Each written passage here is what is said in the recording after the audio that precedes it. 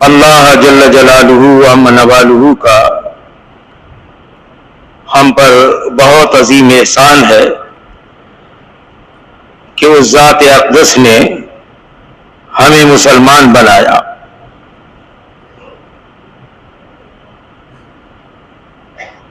قرآن پاک کی آیت کا مفہوم ہے کہ اس اللہ نے تمہارا نام مسلمان رکھا ہے.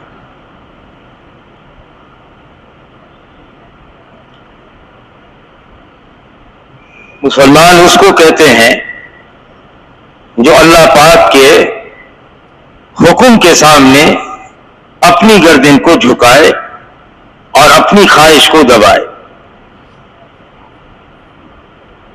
یہ مسلمان ہونا اور یہ ہدایت کا مل جانا، یہ ایمان کا مل جانا، یہ اتنی بڑی نعمت ہے. اس وقت دنیا کے اندر کروڑوں انسان ایسے ہیں جو اس بہت بڑی نعمت سے محروم ہیں، اور اللہ نہ کرے اگر وہ اس دنیا سے چلے گئے تو ہمیشہ کے لیے جہنم کی آگ میں جلیں گے.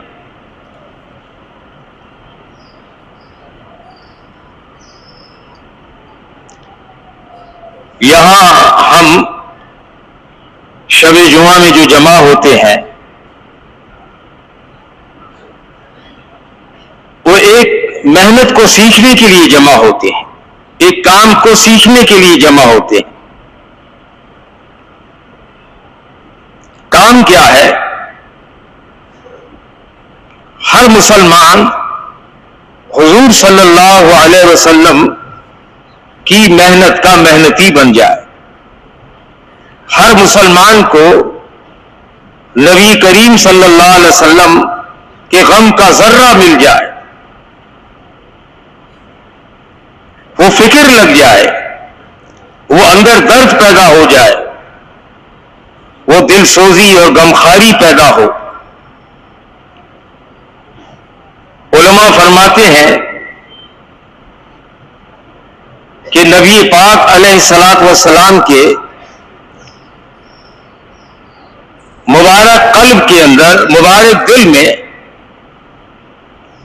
اتنا غم تھا، اتنی فکر تھی، جو علماء نے وہ آیتیں جمع کی ہیں. فرمایا 60 سے اوپر آیتیں ہیں جن میں اللہ جل شانہ کو اپنے پاک نبی کو تسلی دینی پڑی. کیا آپ اپنے آپ کو ہلاک کر ڈالیں گے کہ یہ ایمان نہ لائیں؟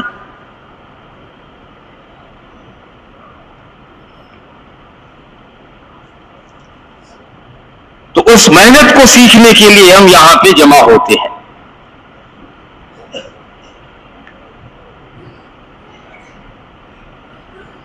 جو میں عرض کر رہا تھا، ایک مذاکرہ ہے، اور مذاکرہ ایمان والوں کو نفع پہنچاتا ہے. یہ ایمان کتنی بڑی نعمت ہے. جس کے پاس ذرہ ایمان ہو اور وہ اس دنیا سے چلا جائے، دنیا سے 10 گنا بڑی جنت اللہ پاک اس کو عطا فرمائے گا. یہاں تو ہر چیز کی ایک حد ہے، ہر شہر کی، ہر ملک کی، دنیا کی بھی ایک حد ہے، لیکن جنت کی کوئی حد نہیں ہے. آخری جو جنتی جائے گا جنت میں، اس کو اس دنیا سے 10 گنا بڑی جنت اللہ پاک عطا فرمائے گی. اور جس کا ایمان پہاڑوں کے برابر، آسمانوں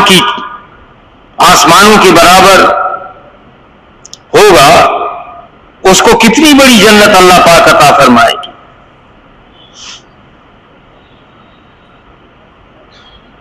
جس محنت کے لیے ہم یہاں پر جمع ہوئے ہیں، حضرت جی مولانا یوسف صاحب رحمۃ اللہ علیہ فرماتے تھے، اس محنت کے ذریعے یہ چاہا جا رہا ہے، جس محنت کے لیے ہم یہاں پر جمع ہیں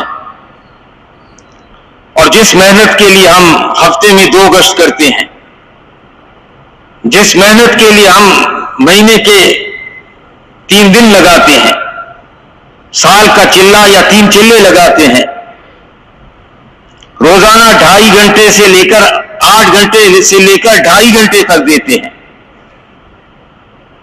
تو حضرت فرماتے تھے کہ اس محنت کے لیے، ہم اس محنت کو سیکھنے کے لیے جمع ہیں یہاں پر. اب منگل کو بھی اسی محنت کے لیے ہفتے میں 1 دن جمع ہوتے ہیں چند ساتھی ہر مسجد سے. تو فرمائے اس محنت سے یہ چاہا جا رہا ہے، کتنی بڑی بات ہے بھائی، سب غور سے سن لیں اس کو، بڑوں کی بات ہے. اس محنت سے یہ چاہا جا رہا ہے کہ یہ امت اس مقام پر آ جائے، اس جگہ پر آ جائے جس مقام پر حضرت محمد صلی اللہ علیہ وسلم اس امت کو چھوڑ کر گئے. کیا وہ اونچا مقام تھا کہ ہاتھ اٹھتے تھے، بارش نازل ہوتی تھی، نماز پڑھ لی، ہاتھ اٹھایا دعا کے لیے اور بنجر زمین سے پانی نکلا، دعا کی تو مردہ بچہ زندہ ہو گیا، دعا کی مردہ جان سواری زندہ ہو گئی.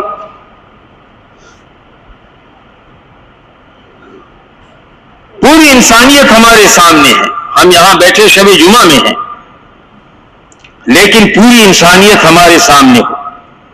فرمایا اس کام کے ذریعے چاہا جا رہا ہے کہ امت دوبارہ اس مقام پر آ جائے جس مقام پر حضرت محمد صلی اللہ علیہ وسلم اس امت کو چھوڑ کر گئے.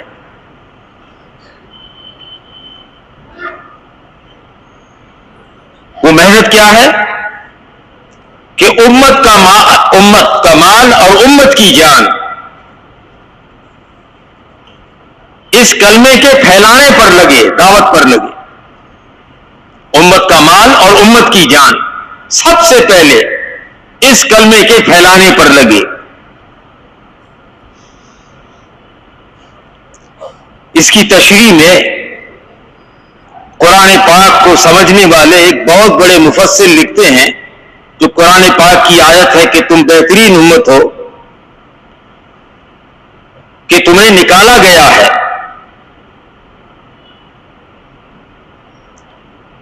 یہ امت اخرجت للناس ہے اور نبی کافۃ للناس ہے اور قرآن ہدی للناس ہے.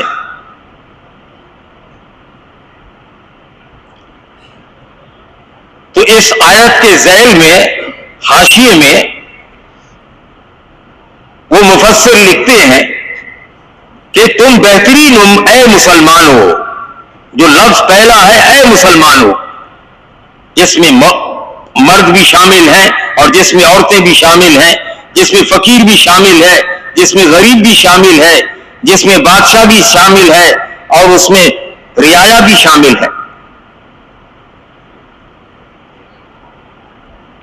اس میں معذور آدمی بھی شامل ہے جس کے دونوں پیر بھی نہیں، دونوں آنکھیں بھی نہیں.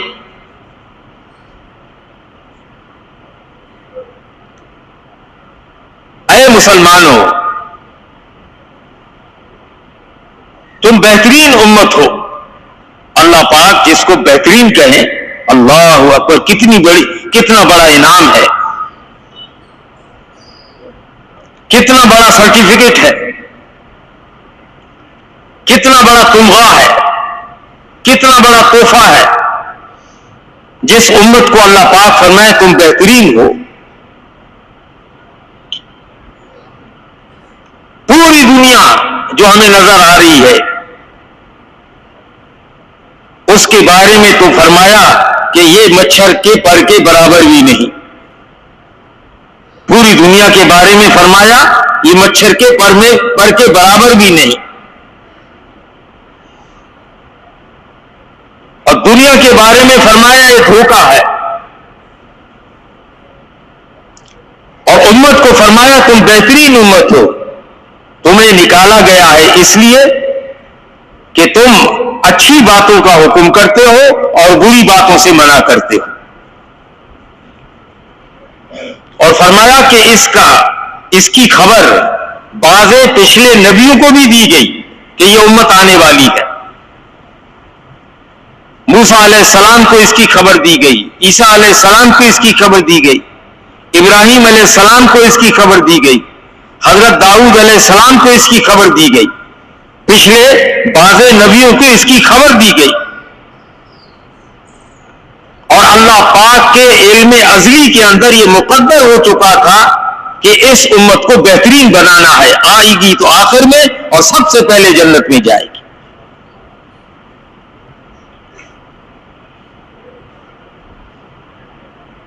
آگے فرماتے ہیں, اے مسلمانوں,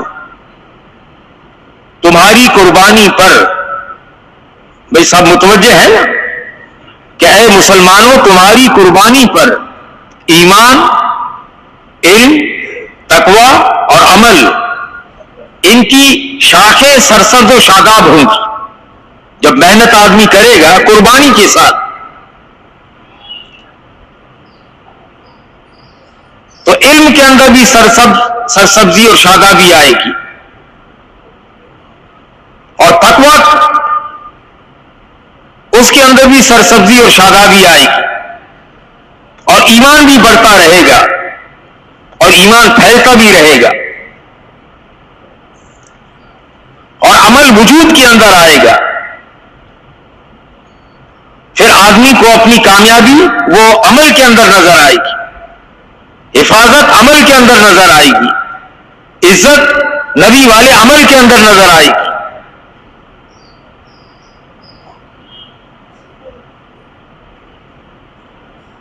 علم حاصل کرنے میں لگا ہے, اس کو یہ یقین ہوگا کہ یہ علم میرے پلنے کا ذریعہ ہے, یہ علم میری عزت کا ذریعہ ہے. علم, عمل, ایمان, تقوی, یہ چار بنیادی چیزیں یہ ہماری حفاظت کی بھی ضمانت ہے اور یہ ہمارے عزت کی بھی ضمانت ہے, کیونکہ عزت اللہ پاک دیتے ہیں اور ملے گی حضرت محمد صلی اللہ علیہ وسلم والے طریقوں سے, اور ملے گی صرف ایمان والوں کو. جہاں عزت نظر آ رہی ہے وہ دھوکہ ہے, جہاں سے حفاظت نظر آ رہی ہے وہ دھوکہ ہے. حفیظ اللہ پاک کی ذات ہے, وہ اپنی قدرت سے حفاظت کرتے. عزت اللہ پاک دیتے ہیں, اپنی قدرت سے عزت دیتے ہیں. عزت کے سارے نقشے نمرود کے پاس ہیں, عزت کے سارے نقشے فرعون کے پاس ہیں, حفاظت کے سارے نقشے نمرود کے پاس ہیں, سارے نقشے فرعون کے پاس ہیں. لیکن قیامت تک آنے والے سارے انسانوں کو بتایا گیا, وہ مسلمان ہو یا غیر مسلم, کہ عزت موسیٰ علیہ السلام کو ملی اور عزت ابراہیم علیہ السلام کو ملی. عزت کا کوئی نقشہ نہیں تھا.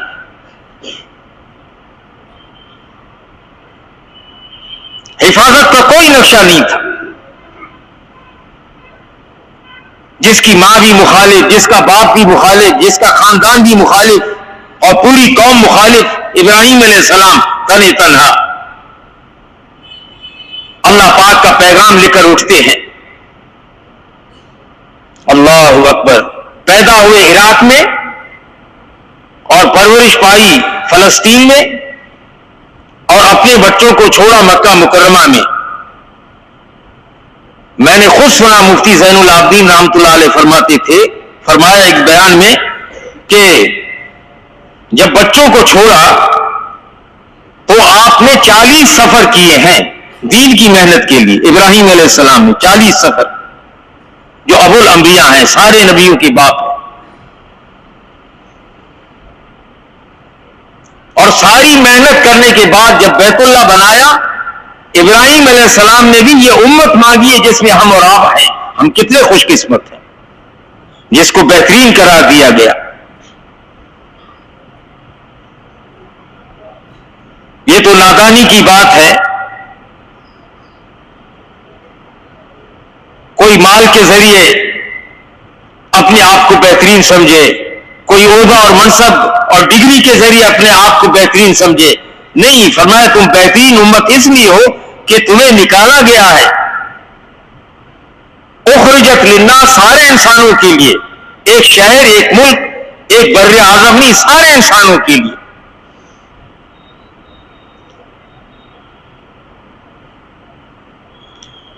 تو یہ اعمال ہمارے پلنے کا ذریعہ ہے.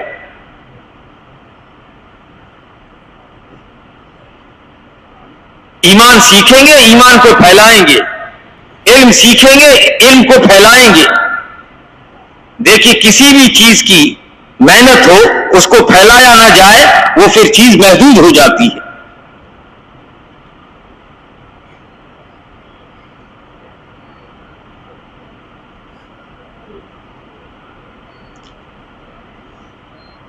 ذکر کی محنت کو سیکھیں گے، ذکر کو پھیلائیں گے.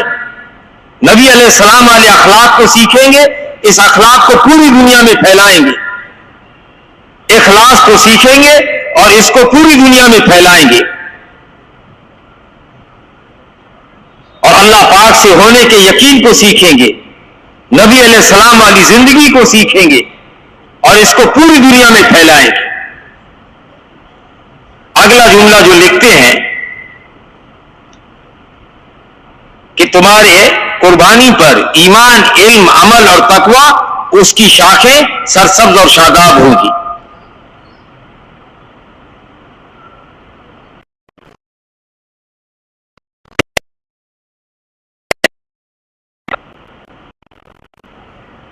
فرمایا کہ تمہارا وجود اس لیے ہے، یہ بہترین امت کس نے قرار دیا؟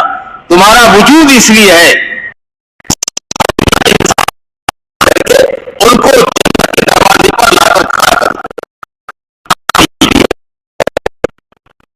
تو ہم سیکھنے کے لیے یہاں جمع ہے. یہ ہمارا گشت، یہ ہماری تعلیم، یہ ہمارا سہروزہ چلہ 7 مہینے سال، اور یہ ہمارے مسجد کے روزانہ کی محنت اور گھر کے اعمال، سب اس محنت کو سیکھنے کے لیے ہے. حضور صلی اللہ علیہ وسلم کے محنت کے ہم محنتی بن جائیں. ہم امتی پہلے ہیں، زمیندار بعد میں ہیں. امتی پہلے ہیں، مزدور بعد میں ہیں. امتی پہلے ہیں، کارخانے والے بعد میں ہیں. امتی پہلے ہیں. باقی جتنی حیثیتیں ہیں وہ ہمارے بعد کی ہیں.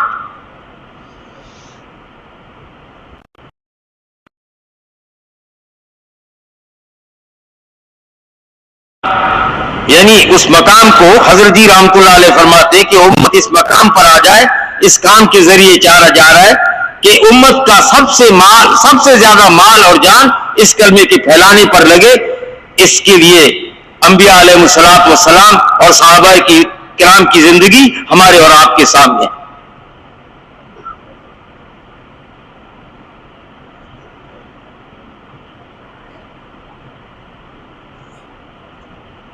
لوگوں کے پاس چل کر جانا اور ان کی منت سماجت کرنا، ان کی خیرخواہی لے کر جانا اور ان سے کوئی اجر نہ لینا، یہ سارے نبیوں کی مشترکہ سنت ہے. جو ہم اور آپ گشت کرتے ہیں، یہ سارے نبیوں کی مشترکہ سنت. کتنی بڑی عظیم دولت ہے یہ گشت.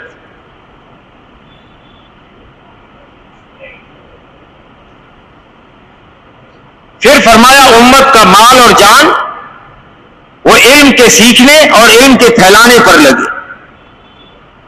علم کے سیکھنے اور علم کے پھیلانے پر لگے.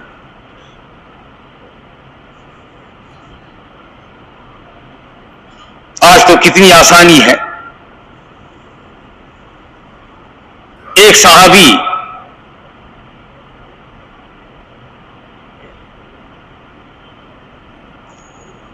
وہ مدینہ منورہ سے سفر کر کے دمشق پہنچتے ہیں اور وہاں پہنچ کے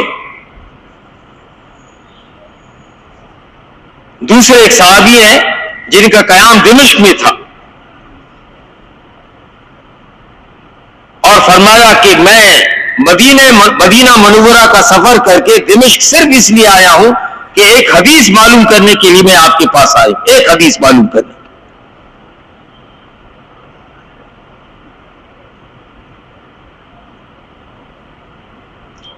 امام بخاری رحمۃ اللہ علیہ 11 سال کی عمر میں ساری حدیثیں آپ کو یاد تھی. والدہ کا انتقال ہو چکا تھا, کفالت پھوپھی کے ذمے تھی. آپ حدیث کا علم حاصل کرنے کے لیے دمشق, اسقلان, حمص, مدینہ منورہ, بخارا اور مختلف جگہوں پہ اسقلان مختلف جگہوں پہ آپ گئے.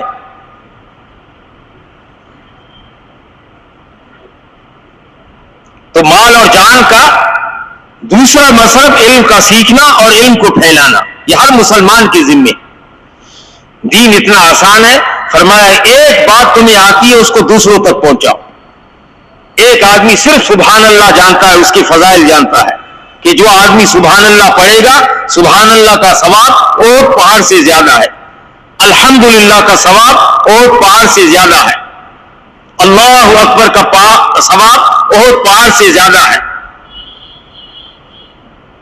سبحان اللہ, الحمدللہ, یہ قیامت کے دن کی جو ترازو ہے اتنی وزنی, سارے انسان اور جن اس کو اٹھانا چاہیں اٹھا نہیں سکتے. یہ سبحان اللہ الحمدللہ اس ترازو کو بھر دیتے ہیں.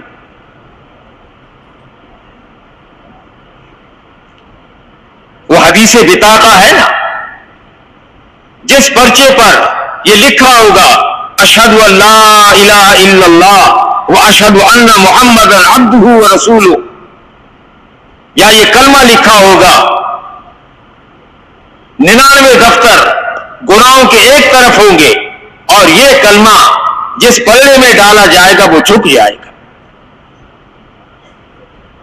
جس آدمی کو یہ بات آتی ہے اس کو دوسروں تک پہنچائے. ہمارے مولانا جمشید صاحب رحمۃ اللہ علیہ فرماتے تھے بھائی ایک بات آتی ہے اس کو 10 تک پہنچاؤ, اور اس 10 کو کہو تم اور 10 تک پہنچاؤ. کتنے ہوئے بھائی آدمی؟ اور ان کو کہے تم اور 10 تک پہنچاؤ, کتنے ہوئے؟ اور ان کو کہے تم اور 10 تک پہنچاؤ, اور ان کو کہو اور تم 10 تک پہنچاؤ. تمہاری یہ بات پوری دنیا تک پہنچے گی انشاءاللہ. دین آسان ہے, دین پر چلنا آسان اور دین کی محنت بھی آسان.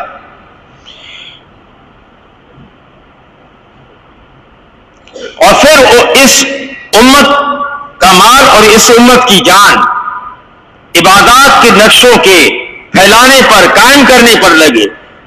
نماز قائم ہو, ذکر قائم ہو, اللہ پاک سے دعا کے ذریعے ہر مسلمان لینے والا بنے.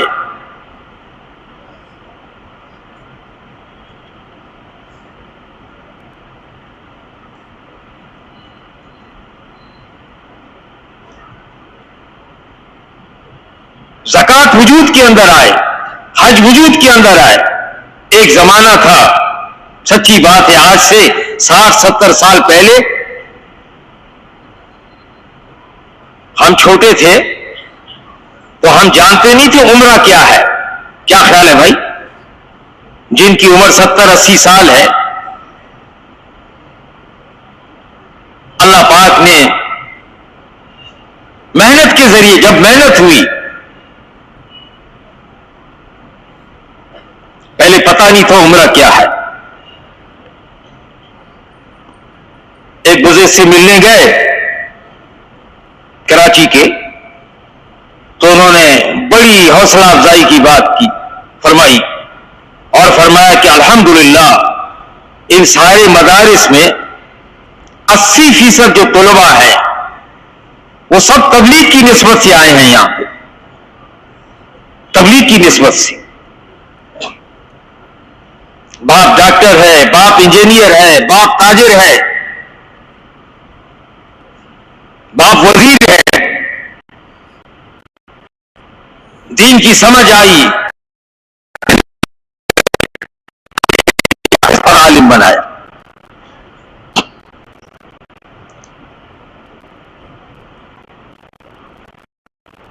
اس محنت کے ذریعے سے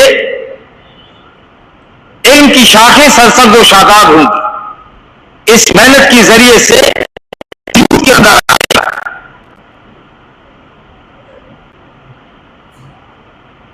نمازیں قائم ہوگی, مسجدیں آباد ہوگی,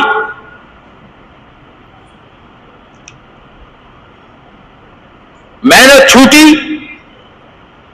دیکھیں دعوت چھوٹی,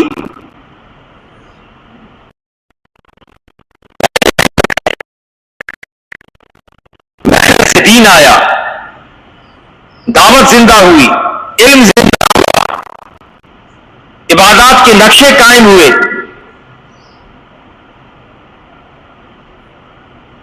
لوگ بااخلاق ہوئے,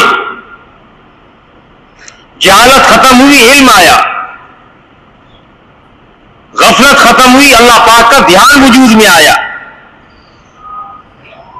بے یقینی ختم ہوئی, اللہ پاک کی ذات عالی پر یقین پیدا ہوا کہ اللہ پاک کرنے والے ہیں, اللہ پاک کے ہاتھ میں سب کچھ ہے, وہ کرتا دھرتا ہے,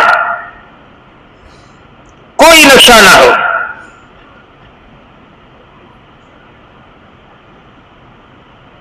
وہ قادر ہے.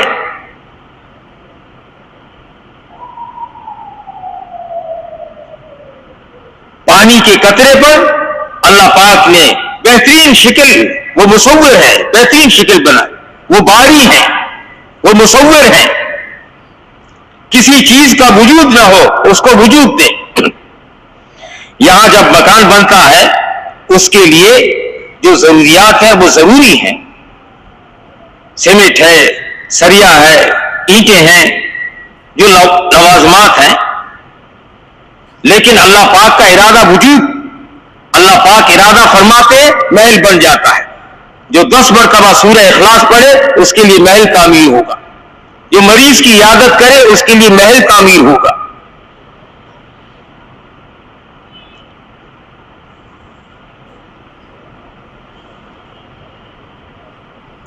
وہ نراکار ہے, وہ صمد ہے, بے نیاز ہے, وہ اکیلے ہیں, کوئی اس کا شریک نہیں. دعوت کس کو کہتے ہیں کہ وہ بات ہر مسلمان اس بات کو کرے, وہ بات اللہ پاک کی بڑائی, اللہ پاک کے احسانات, اللہ پاک کی قدرت, اللہ پاک کی عظمت ایسے کہے کہ خود بھی اس سے اثر لے, ضرورت اپنی سمجھے. دعوت دینے والا وہ اپنی ضرورت سمجھے. کتنے بڑے آدمی تھے حضرت جی مولانا یوسف صاحب رحمۃ اللہ علیہ, ایک جگہ فرمایا ملفوظات میں کہ ہمارا بیان کیا ہے. ایک رانڈ کا بیوہ, حضرت کا جو جملہ ہے یعنی ایک رانڈ یعنی بیوہ, شوہر کا انتقال ہو گیا, ایک بیوہ عورت کا اپنے اکلوتے ایک بچہ ہے, اس کی لاش پر رونا, یہ ہمارا بیان ہے.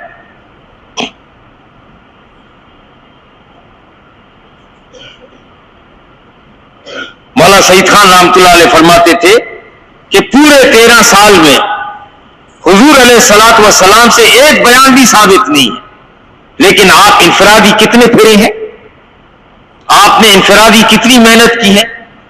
ایک صحابی طارق بن عبداللہ رضی اللہ عنہ فرماتے ہیں کہ میں اپنے والد کے ساتھ مکہ مکرمہ آیا, کہیں اور کے رہنے والے تھے, تو میں نے دیکھا ایک شخص خوبصورت,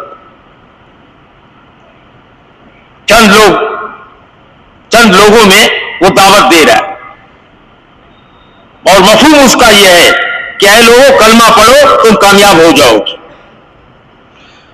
اور فرمایا اس کے بعد ایک شخص آتا ہے اور اس پہ مٹی پھینکتا ہے. پھر ایک چھوٹی بچی آتی ہے, اس کے ہاتھ میں ایک پیالہ ہوتا ہے کہ ابا اس سے منہ کو دھو لے. اور فرمایا اس شخص کو میں نے دیکھا دعوت دیتے دیتے کئی گھنٹے گزر گئے, حتیٰ کہ بالکل سورج درمیان میں آ گیا. میں نے اپنے باپ سے پوچھا کہ یہ کون ہے. اس وقت نہ باپ مسلمان ہوئے تھے نہ میں مسلمان ہوا تھا. تو باپ نے کہا نعوذ باللہ من ذالک, یہ وہی شخص ہے جو لوگوں کو بے دین کر رہا ہے, اور اس کا نام محمد ہے صلی اللہ علیہ وسلم. اور پیچھے جو آدمی جو کہہ رہا ہے اس کی بات مت سنو، یہ اس کا چچا ابو لہب ہے، اور پیالے میں جو پانی لے کر آئی یہ اس کی بیٹی زینب ہے رضی اللہ تعالیٰ عنہ۔ مغیرہ بن شعبہ رضی اللہ عنہ فرماتے ہیں کہ میرے ایمان میں آنے کا ذریعہ ابو جہل بنے۔ لوگوں نے کہا وہ تو پکے کافر تھے۔ فرمایا اللہ کے رسول علیہ السلام ابو جہل کے پاس اتنی دفعہ آئے، اور میں جب مکہ مکرمہ آتا تھا تو میں ابو جہل کے آئی ٹھہرتا تھا، کیونکہ میں اپنی قوم کا سردار تھا۔ نواب کیا ٹھہرتا ہے، سردار کیا ٹھہرتا ہے۔ اتنی دفعہ حضرت محمد صلی اللہ علیہ وسلم ابو جہل کے پاس آئے، ان کی دعوت نے میرے دل کو پلٹ دیا اور میں ایمان لے کر ایمان لے آیا، اور ابو جہل وہیں کا وہیں رہا۔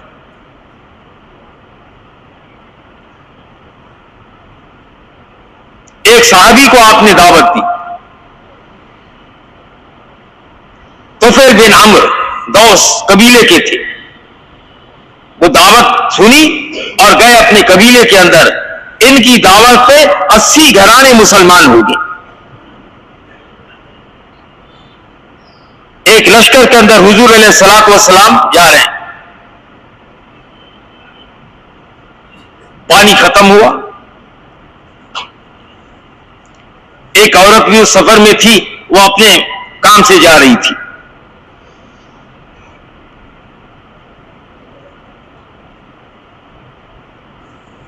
حضور علیہ السلام نے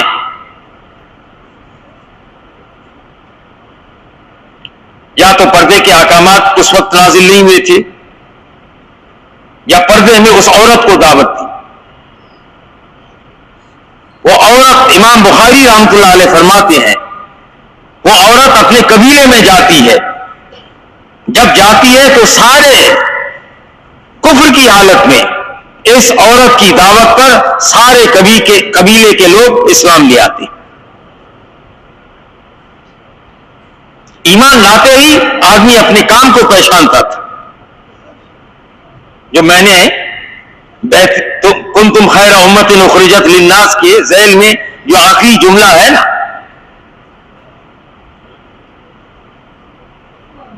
کہ یہ تمہاری ذمہ داری ہے کہ تم دنیا کے سارے انسانوں پر، چاہے وہ امریکہ کے رہنے والے ہوں،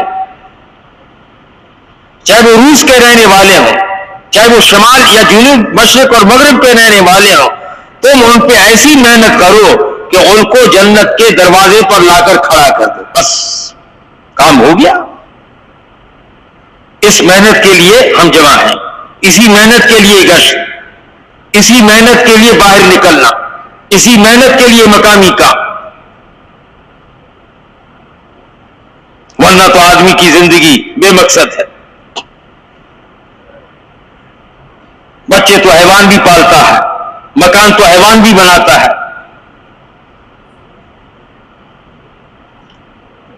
بچوں کے کھانے کا انتظام تو حیوان بھی کرتا ہے۔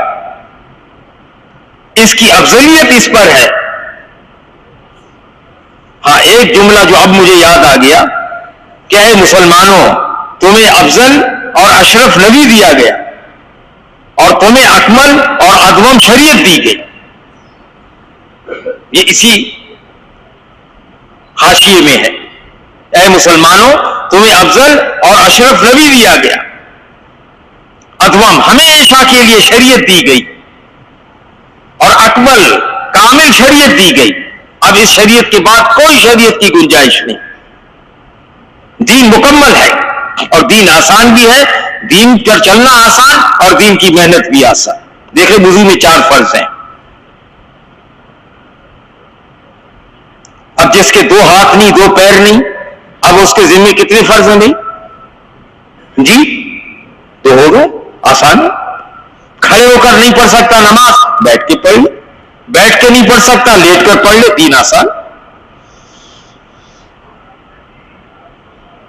وہ ہمیں علماء بتائیں گے، کیونکہ تفصیلی علم جو ہے وہ علماء کے پاس ہے۔ جیسے میں نے بات کی نا، ایک حدیث کو سیکھنے کے لیے، وہ حدیث کیا ہے وہ بھی سناتا ہوں۔ فضائل اعمال میں اور حیات الصحابہ میں وہ حدیث لکھی ہوئی ہے۔ کہ جو دین کے علم کے سیکھنے کے لیے نکلے اللہ پاک اس کے لیے جنت کے راستے کو آسان کرتے ہیں. یہ صحابی مدینہ منورہ سے دمشق اس حدیث کو سیکھنے کے لیے نکلے اور اس صاحب نے جو میزبان تھے یہ مہمان تھے انہوں نے کہا جناب آپ کھانا تو کھا لیں. انہوں نے کہا نہیں میں تو اس حدیث کو سیکھنے کے لیے آیا اور پھر اپنی سواری لے کے مدینہ منورہ کی طرف نکلے.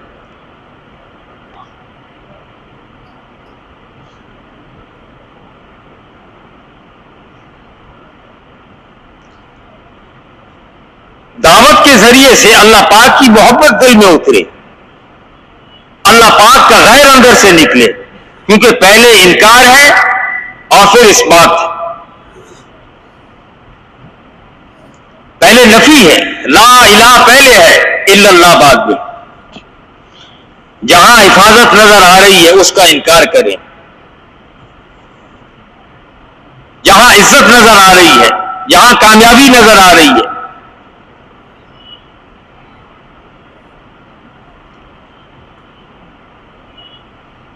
جہاں پلنا نظر آ رہا ہے, پلنے کے نقشے نظر آ رہے ہیں کہ میں یہاں سے پلتا ہوں.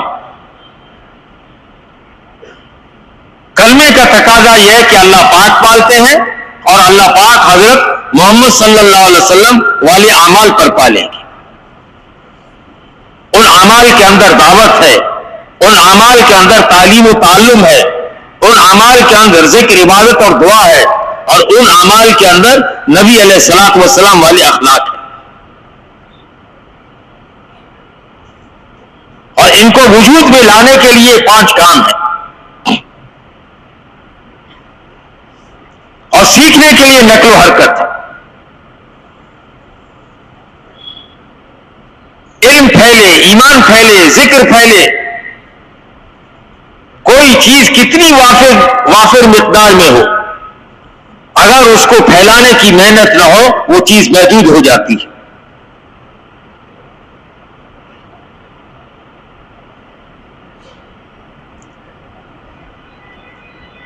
نبی آیا, نبی نے محنت کی, نبی کی محنت سے دین وجود میں آیا, اور دین وجود میں آیا, لوگوں کو عزت ملی, لوگوں کو حفاظت ملی, لوگ ایثار والے بن گئے, لوگ امانت دار بن گئے, لوگ جاننے والے بن گئے, لوگ اللہ پاک کا دھیان حاصل کرنے والے بن گئے, لوگ دین کو سیکھنے والے بن گئے, لوگ بااخلاق بن گئے اور لوگ مخلص بن گئے جب نبی نے محنت کی. نبی گیا, محنت گئی, اور محنت گئی پھر اس کی جگہ جو نہ ہونے والی چیزیں تھیں وہ وجود میں آ گئی. حضرت جی مولانا انعام الحسن صاحب رحمۃ اللہ علیہ فرماتے تھے کہ کرنے والے کام کریں گے, نہ کرنے والے کاموں سے بچیں گے. کرنے والے کام بڑے یہ ہے, دعوت ہے, تعلیم و تعلم ہے, ذکر و عبادت ہے اور دعا ہے. نماز ہے, اخلاق ہے, نماز ہے, اخلاق ہے, دعا ہے, ذکر ہے, تلاوت ہے. یہ نبی والے اعمال ہیں. ہم ان سے پلیں گے, ہماری حفاظت اس سے ہوگی. آیت الکرسی پڑھ لی, یقین کر لیں کہ اس کے اور جنت کے درمیان صرف موت حائل ہے. حجاج بن یوسف نے انس بن مالک رضی اللہ تعالی عنہ کے بارے میں بالکل فیصلہ کیا ختم کرنے کا. بہت کوشش کی, مختصر کرتا ہوں, کامیاب نہ ہو سکے. تو وجہ پوچھی تو انس بن مالک رضی اللہ عنہ نے فرمایا کہ مجھے اللہ کے رسول علیہ السلام نے وہ دعا سکھائی ہے, کوئی مجھے نقصان نہیں پہنچا سکتا. حجاج نے کہا وہ دعا مجھے سکھاؤ. تب فرمایا تم اس کے اہل نہیں ہو. ابو درداء رضی اللہ تعالیٰ عنہ بیٹھے, کسی نے خبر دی کہ آپ کے مکان کو آگ لگ گئی. دوسرا آدمی آیا, آپ کے مکان کو آگ لگ گئی, لیکن اللہ کے رسول علیہ الصلوۃ والسلام کی دعاؤں پر صبح اور شام کی دعائیں یہ ہمارے معمولات میں رہیں.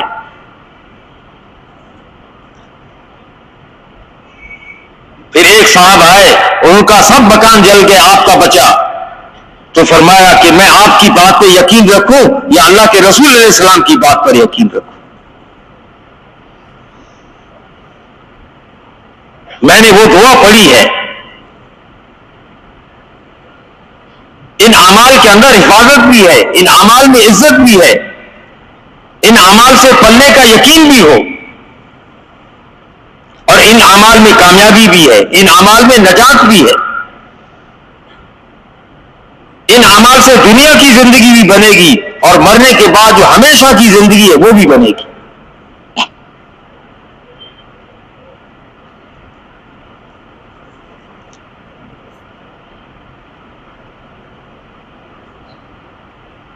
ابو ذر غفاری رضی اللہ عنہ آخری وقت میں ربضہ ایک بستی تھی مدینہ منورہ سے کافی فاصلے پر, تقریباً 150 کلومیٹر کے فاصلے پہ.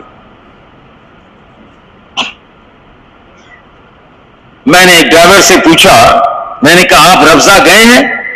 انہوں کا ایک دفعہ گیا ہوں لیکن بڑی مشکل سے وہاں پہنچا, آخری وقت ہے. اپنی اہلیہ محترمہ سے فرما رہے ہیں کہ دیکھو بکری ذبح کرنا اور خوشبو کا انتظام کرنا, کچھ مہمان آنے والے ہیں. ایک ویرانہ, آج بھی وہ ویران جگہ ہے. اللہ کے رسول علیہ السلام کی بات پر یقین, ایمان کس کو کہتے ہیں کہ اللہ اور اس کے رسول علیہ الصلوۃ والسلام کی بات پر, خبر پر یقین رکھنا. اپنی نظر سے جو نظر آ رہا ہے اس پہ یقین نہ ہو, خبر پر یقین رکھنا. نظر آ رہا ہے کہ سود سے مال بڑھتا ہے, خبر یہ ہے کہ سود مال کو گھٹاتا ہے. خبر یہ ہے کہ صدقے سے مال گھٹتا ہے, نظر آ رہا ہے. لیکن اللہ کے رسول علیہ السلام کی خبر یہ ہے کہ صدقہ مال کو بڑھاتا ہے, صدقہ بری موت سے نجات دیتا ہے.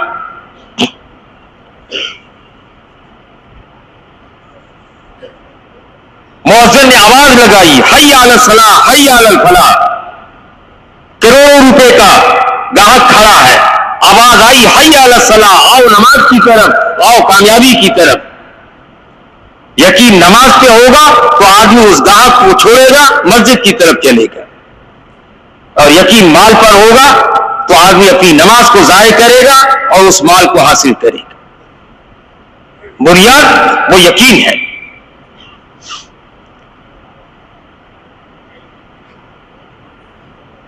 حضرت جی رحمت اللہ علیہ فرماتے تھے, مولانا انعام صاحب رحمت اللہ علیہ, کہ کرنے والے کاموں میں لگو گے, نہ کرنے والے کاموں سے بچو گے. یہ نبی والے بڑے اعمال یہ کرنے کے ہیں, ان میں لگے. اللہ جزائے خیر دے علماء کرام کو اور حضرات کو کہ جو ہمیں کرنے والے کاموں کی طرف متوجہ کر, رات دن اسی میں لگے. ہاں بطور ضرورت کے درجے میں جتنی ضرورت ہے اتنے درجے میں اپنے معاش میں لگے. وہ بھی اس لیے کہ ہمیں کسی سے سوال نہ کرنا پڑے, وہ بھی اس لیے کہ ہمارے دل میں یہ چیز پیدا نہ ہو کہ بھئی یہ اس سے میں فائدہ حاصل کر لوں. حرام سے بچنے کے لیے وہ کمانا خواہش کے پورا کرنے کے لیے نہیں.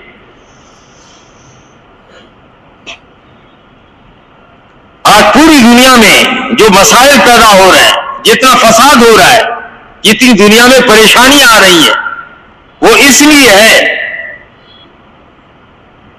کہ کرنے والے کاموں کو ہم نے چھوڑ دیا.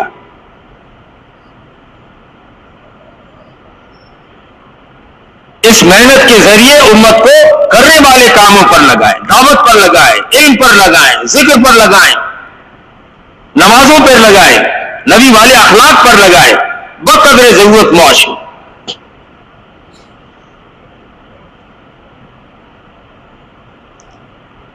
تو پھر مولا یوسف صاحب رحمۃ اللہ علیہ، حضرت جی رحمۃ اللہ علیہ اگلی جو بات فرماتے تھے کہ باطل نے ایسی محنت کی، امت کی اس ترتیب کو پلٹ دیا. امت کی کہ امت کا مال اور جان دعوت پر، تعلیم اور تعلم پر، ذکر و عبادت، نماز اور نبی والے اخلاق پر لگے. اب مال لگا تو جان کے بنانے پر اور چیزوں کے حاصل کرنے پر. جان لگی مال کمانے پر، اور مال لگا جان کے بنانے پر، چیزوں کے حاصل کرنے پر. فرمایا باطل والوں نے ایسی محنت کی کہ امت کی ترتیب کو پلٹ دیا. اس کام کے ذریعے چاہا جا رہا ہے کہ امت دوبارہ اس ترتیب پر آ جائے. اور حضرت آخری جملہ فرماتے تھے، اللہ ہم سب کو بچائے، فرمایا اگر اس کو نہیں کیا تو خطرہ ہے کہ کہیں قیامت کے دن مجرموں میں شمار نہ ہو جائے. ہم اس کے ذمہ دار ہیں، اور اس پر جو اجر و ثواب اللہ پاک نے رکھا ہے وہ کتنا بڑا ثواب ہے. کہیں اجر عظیم بتایا، کہیں اجر کریم بتایا.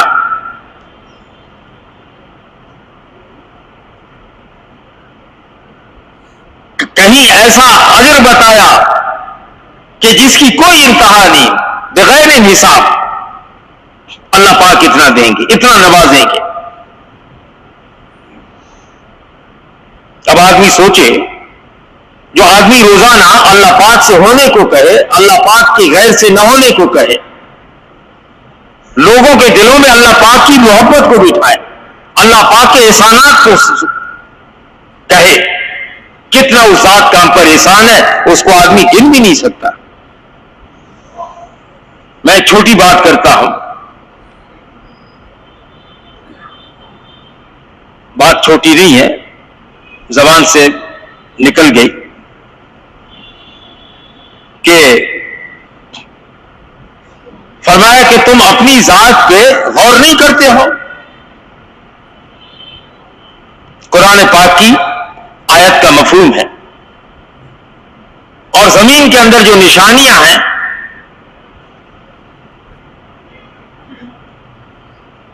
یہ یقین کرنے والوں کے لیے بڑی بڑی نشانیاں ہیں. زمین پہ جو حالات آتے ہیں، کہیں سیلاب آیا، کہیں زلزلہ آیا، جوانی سے آدمی بڑھاپے میں داخل ہوا، صحت سے اللہ نہ کرے بیماری آ گئی، فراخی سے اللہ نہ کرے تنگی آ گئی. یہ بڑی بڑی نشانیاں ہیں. اور فرمایا تمہارا رزق آسمانوں پر ہے. آدمی اس کو تلاش دنیا میں کر رہا ہے، لیکن آسمانوں سے رزق اترتا ہے. وہ مشہور حدیث ہے، حضور علیہ السلام نے حضرت زبیر رضی اللہ عنہ کے امامی کو پکڑا، فرمایا اے زبیر، یہ اللہ کی نصیحت ہے مجھے اور میں تمہیں نصیحت کر رہا ہوں. فضائل صدقات میں پڑھ لیں، اس لیے فضائل صدقات کو بھی ضرور پڑھ لیں. فضائل اعمال میں تو سارے جتنے فضائل ہیں، جتنے اعمال ہیں ان کے فضائل ہیں، اور فضائل صدقات میں جتنی صفات ہر مومن میں ہونی چاہیے اس کے فضائل ہیں. امانت ہے، سخاوت ہے، ایثار ہے، شکر ہے، صبر ہے، قناعت ہے، قربانی ہے.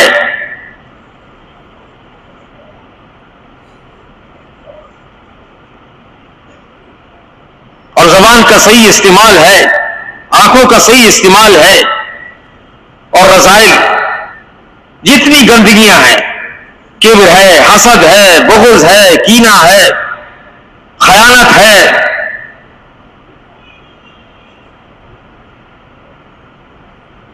حضور علیہ السلام نے ایک شخص کے بارے میں فرمایا، اللہ ہم سب کی حفاظت فرمایا جہنمی ہے. اس کا انتقال ہو چکا تھا، تو جب اس کی جو اس کے سامان میں سے کچھ ایسی چیزیں نکلی جو انہوں نے یہود سے چرائی ہوئی تھی، خائن ہو کر مرا.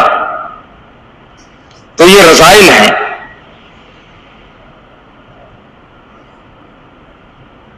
زبان غلط بولے گی کتنا نقصان ہوگا.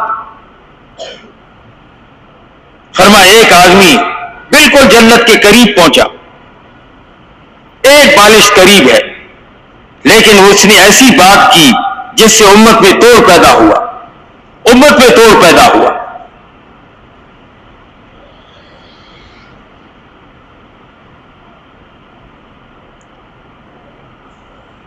میاں بیوی میں توڑ پیدا ہوا، باپ اور بیٹے میں توڑ پیدا ہوا، پڑوسی میں توڑ پیدا ہوا. ایسی بات اس نے، ایسی غلیظ بات اس نے کی. اس نے اس کو ہلکا سمجھا.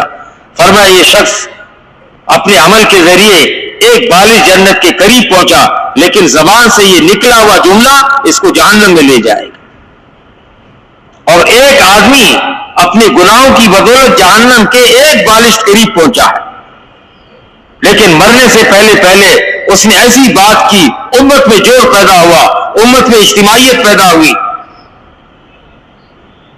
اور تبلیغ کا کام کیا ہے کہ بھائی یہ خوبیوں کا لین دین ہے، ہر ایک کی خوبی دیکھے. جو بنا ہوا آدمی ہوتا ہے، اللہ ہمیں بھی بنا دے بھائی، اس کو دوسروں کی خوبیاں نظر آتی ہیں، اور بگڑا ہوا آدمی ہے اس کو دوسروں کی کمیاں نظر آتی ہیں اور اپنی خوبیاں نظر آتی ہیں. ایک استاد تھے، وہ ہر وقت ہر چیز کی تعریف کرتے تھے. شاگردوں نے ایک دفعہ کہا کہ حضرت یہ گھڑی جو ہے کافی دنوں سے بند ہے. اب جو اچھائی دیکھنے والے ہیں انہوں نے کہا بھی 2 وقت تو یہ صحیح بتا رہی ہے. بات واضح ہو گئی نا بھائی. 11 بجے پر آ کے دونوں کانٹے رک گئے، تیسرا کانٹا بھی رک گیا. کانٹا کہتے ہیں، کیا کہتے ہیں جی؟ سوئی. یہ تینوں رک گئی 11 بجے. اب 2 وقت یہ تو صحیح بتا رہی نا، صبح 11 بجے اور رات کو 11 بجے. اب اس اللہ والے کو اس گھڑی کے اندر خوبی نظر آئی. وہ شاگرد حیران ہو گئے کہ کیا جی استاد جی نے ماشاءاللہ دیکھو کیسی اچھی مثال تھی. ایک بزرگ گزر رہے تھے اور تو کسی نے کہا کہ دیکھو کتا ہے، نجس ہے، بدبودار ہے، رنگ بھی اس کا سیاہ ہے. تو اللہ والے کہنے لگے دیکھو بھی دانت اس کے کتنے اچھے سفید اور چمکدار ہیں. مسلمان میں سب سے بڑی خوبی یہ کلمے والا ہے. اور حضرت جی رحمت اللہ علیہ فرماتے تھے کلمے کی نسبت سے اس مسلمان کا اکرام کرنا، یہ ہمارے رنگ کا، ہماری قوم کا، ہماری نسل کا، ہمارے ملک کا، ہمارے علاقے کا، ہماری زبان کا نہیں ہے، لیکن یہ کلمے والا.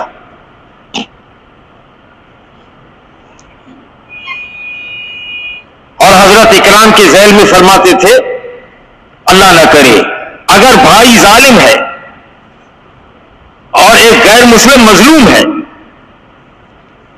تو اسلام کا تقاضا یہ ہے، مسلمانی کا تقاضا یہ ہے کہ ہم اپنے بھائی کی مخالفت کریں گے اور اس مظلوم کی حمایت کریں گے چاہے وہ غیر مسلم. ہم نہیں دیکھیں گے یہ میرا بھائی ہے، یہ میرا رشتہ دار ہے، کیونکہ یہ ظالم ہے. اس وقت مظلوم کی حمایت کی جائے گی اور تقاضا یہ کہ مظلوم کی حمایت کی جائے.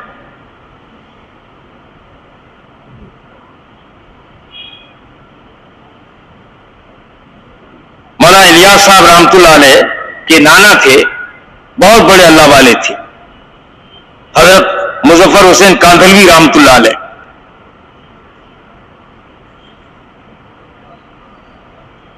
دین کے اندر ایمانیات، عبادات بھی ہیں اور معاملات بھی ہیں. فرمایا سب سے زیادہ اس کا عمل وزندار ہوگا جس کے معاملات اچھے ہوں گے، جس کے اخلاق اچھے ہوں گے. قیامت کے دن سب سے زیادہ وزندار ان کے ہوں گے جن کے اخلاق اچھے ہوں گے، جس نے اچھی بات، زبان سے اچھی بات نکالی، جوڑ کی بات کی، کسی کی غیبت نہیں کی، کسی پہ تہمت نہیں لگائی، کسی سے بدگمانی نہیں کی، ہر ایک سے اچھا گمان رکھا، جھوٹ نہیں بولا، توڑ پیدا نہیں کیا، اور فرمایا بدترین سود جو ہے کیا ہے؟ وہ مسلمان کی عزت کو گرانا، بدترین سود ہے۔ اور سود کا ادنا درجہ وہ بتاتے ہیں، خدا نخواستہ آدمی اپنی ماں کے ساتھ کوئی، یہ سود کا ادنا درجہ ہے۔ اور بدترین سود کیا ہے؟ کہ کسی مسلمان کی عزت کو گرانا۔ فرمایا ولا تجسسوا، تجسس مت کرو، ولا تنابزوا، غلط لقب سے کسی کو مت پکارو، کسی پر تہمت مت لگاؤ، کسی کو شہوت کی نگاہ سے نہ دیکھو، کسی کو حقارت کی نگاہ سے نہ دیکھو۔ حقیر وہ ہے جو اللہ کے ہاں حقیر ہے، اللہ پاک کے ہاں تو تقویٰ ہے۔ تم میں بہتر وہ ہے جو سب سے زیادہ متقی ہے۔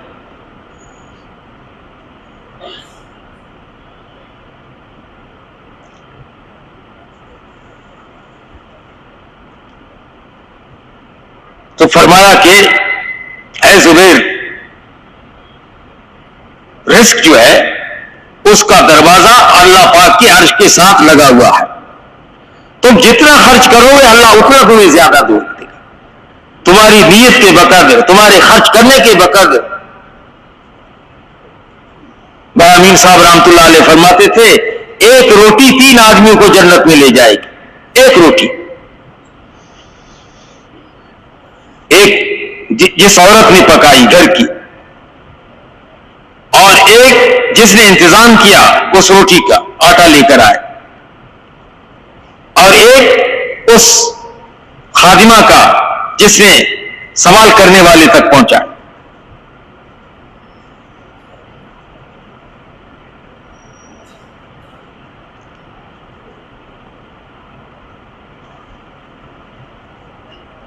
اور میں اپنے جسم پر غور کر لو،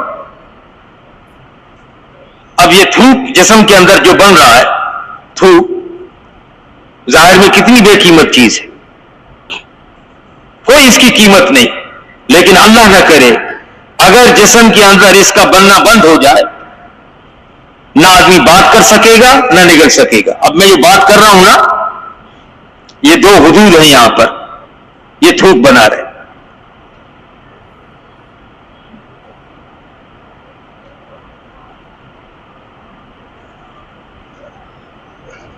اور پھر جو ہم کھانا کھاتے ہیں اس کے اندر کئی ایسے اجزاء ہیں جو اس میں معاونت کرتے ہیں، مدد کرتے ہیں ہضم کرنے میں۔ ایک بیماری ہے جس میں یہ سارا نظام متاثر ہو جاتا ہے، تھوک کا بننا، کم بنے یہ بھی بیماری، زیادہ بنے یہ بھی بیماری۔ آپ اللہ نہ کرے آدمی دیکھتا ہے کہ بالکل سارا دن رات ٹپک رہی، تھوک گر رہا ہے۔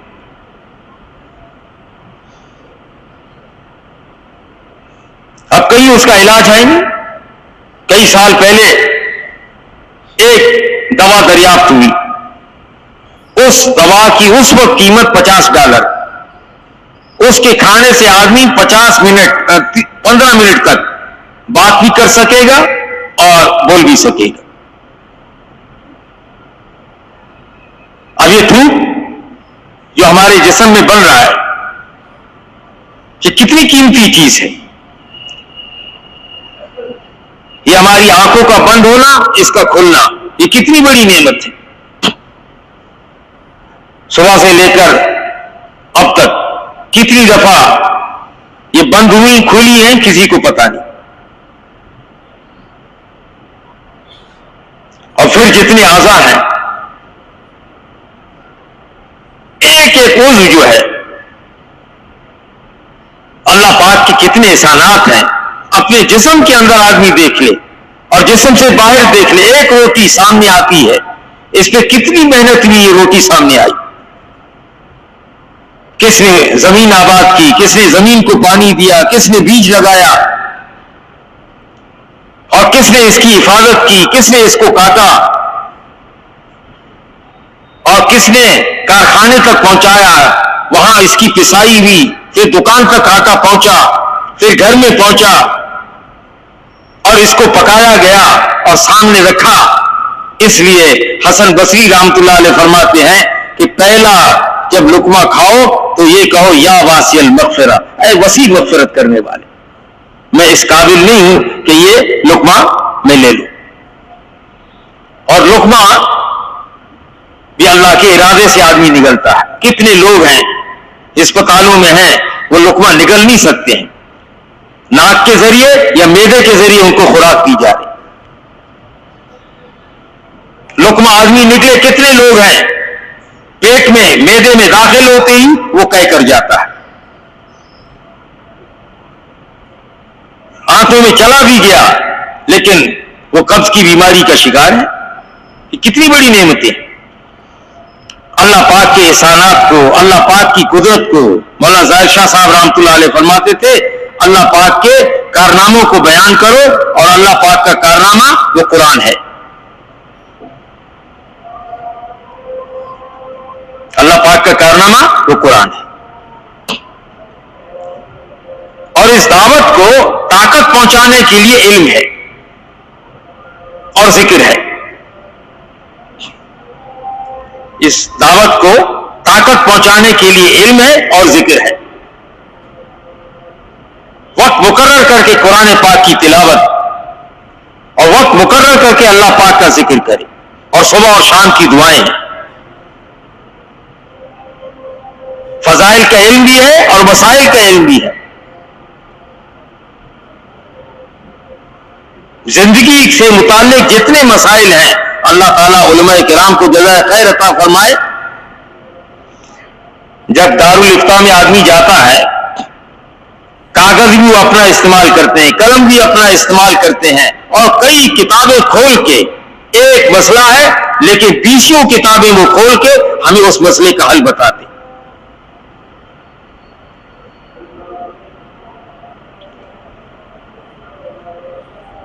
اللہ پاک ان حضرات کی عمر میں برکت عطا فرمائے. رات دن اس میں لگے ہیں، صبح سے شام تک، شام سے صبح تک